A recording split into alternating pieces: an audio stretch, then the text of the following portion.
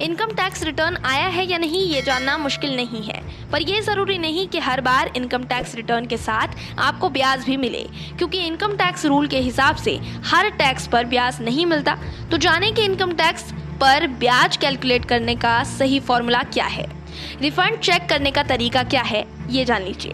पहला कि सबसे पहले NSDL की साइट पर जाएं और अपना पैन नंबर और असेसमेंट ईयर भरें।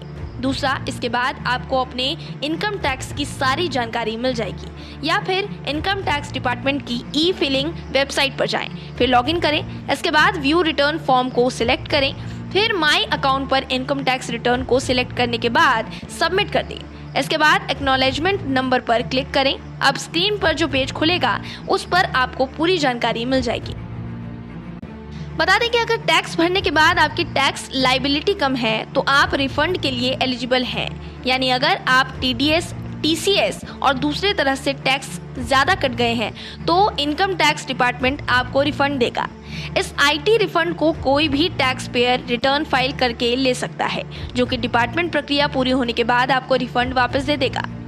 टैक्स एक्सपर्ट्स के मुताबिक टैक्स पेयर को रिफंड पर ब्याज तभी मिलेगा जब बकाया रकम आपके टैक्स अमाउंट से 10% ज़्यादा हो, और अगर रिटर्न फाइल करने के बाद आपका रिफंड टाइम पर नहीं आता तो इसका कारण रिटर्न भरने समय सही जानकारी न देना हो सकता है। अब ITR भरने के लिए इन स्टेप्स को फॉलो करना पड़ेगा। पहला है कि इनकम टैक्स इंडिया e-filing.government.in पर जाकर डाउनलोड सेक्शन से इनकम टैक्स भरने वाला सॉफ्टवेयर डाउनलोड करें। दूसरा, फिर सॉफ्टवेयर के ITR फॉर्म में अपनी इनकम टैक्स पेमेंट और डिडक्शन की जानकारी भरें। तीसरा, सारा डेटा भरने के बाद कैलकुलेट पर क्लिक करें। चौथा, अगर आपकी टैक्स की देनदारी बनती है तो पेमेंट करके डिटेल्स को सबमिट कर दें। पांचवा, ई-फाइल टैब पर इनकम टैक्स रिटर्न के लिंक पर क्लिक करें। छठा, वहां आपको इनकम टैक्स रिटर्न वेरीफाई करने से कुछ ऑप्शंस मिलेंगे। सातवां, इसके बाद ITR XML फाइल अटैच करें और सबमिट करें।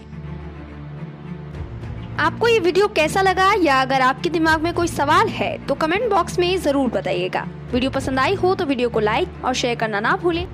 अगर आपने हमारे चैनल को सब्सक्राइब नहीं किया है तो अभी कर लें, और साथ में बेल आइकन को दबाना भी ना भूलें, जिससे कि हमारी सभी वीडियोस आपको तुरंत मिलती रहें।